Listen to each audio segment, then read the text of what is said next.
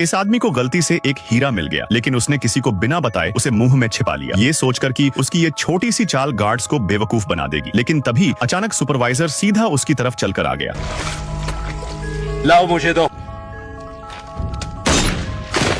पास खड़ा आदमी आगे जो हुआ देखकर डर गया, लेकिन कुछ ही देर में उसे भी कुछ कीमती चीज दिख गई। थोड़ी मिट्टी हटाते ही उसे समझ आ गया कि ये एक बहुत ही कीमती पिंक डायमंड है। आसपास कोई नहीं था, तो उसने बिना सोचे उसे अपने पास रखने का फैसला कर लिया। उसी वक्त नदी के किनारे लगा एक वाटर पंप जोर से फट गया। सब लोग आवाज की तरफ ध्यान देने लगे और उसी मौके का फायदा उठाकर उसने धीरे से झुककर हीरे को अपने पैर की उंगलियों के बीच छिपा लिया। इसके बाद वो चुपचाप वहाँ से निकलने लगा, लेकिन थोड़ी ही दूर गया था कि एक ऑफिसर ने उसे रोक लिया और हाथ खोलने को कहा। फिर उसने उसके सारे पॉसिबल छिपाने के जगह चेक किए, लेकिन कुछ नहीं मिला। आखिर में ऑफिसर ने उसे जाने दिया। ऑफिसर से दूर जाते ही वो तुरंत बैठ गया, जैसे टॉयलेट जा रहा हो। उसने हीरा निकाला और आराम से उसे देखने लगा। फिर अपनी पैंट का एक टुकड़ा फाड़ा, हीरे को अच्छे से लपेटा और जमीन में छोटा सा गड्ढा खोदने लगा। सब कुछ ठीक चल ही रहा था कि अचानक उसके पीछे एक बंदूक आ गई। उसका पूरा प्लान सुपरवाइजर पकड़ चुका था। जैसे ही उसे लगा कि अब वो मारा जाएगा, तभी अचानक एक ग्रेनेड आकर सुपरवाइजर को बेहोश कर गया। असल में सरकार की आर्मी वहाँ पहुंच चुकी थी। सुपरवाइजर को बेहोश देखकर वो जल्दी से हीरे के साथ रेंगता हुआ दूर गया और पास की कीचड़ वाली जगह में उसे दफना दिया। जैसे ही उसने हीरा छिपाया, सरकारी सैनिक वहां आ पहुंचे। उसने बहुत समझाया कि वो कोई बागी नहीं है, लेकिन फिर भी उसे पकड़ लिया गया। अभी वो नई जगह को समझ ही रहा था कि एक जानी पहचानी आवाज सुनाई दी। वो सुपरवाइजर था जो धमाके में बच गया था। सुपरवाइजर ने तुरंत हीरे की जगह पूछी, लेकिन डर के मारे वो कुछ बोल नहीं पाया।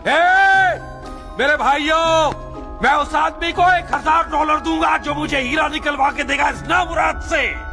खुद को बेगुनाह साबित करने के लिए उसने गुस्से में अपनी शर्ट फाड़ दी और सबको बताया कि ये सब बागियों की वजह से हुआ, जिन्होंने उन्हें बेघर कर दिया। आखिरकार उसके साथ बंद लोगों ने उसकी बात मान ली। हालात बिगड़ते देख सुपरवाइजर गालियां देने लगा ताकि झगड़ा रुक जाए। सैनिक सुपरवाइजर को घसीटते हुए ले गए, लेकिन उसी वक्त सामने वाली सेल में बैठा एक गोरा आदमी उसे लगातार घूर रहा था। शायद वही अकेला था जो पूरी सच्चाई जानता था।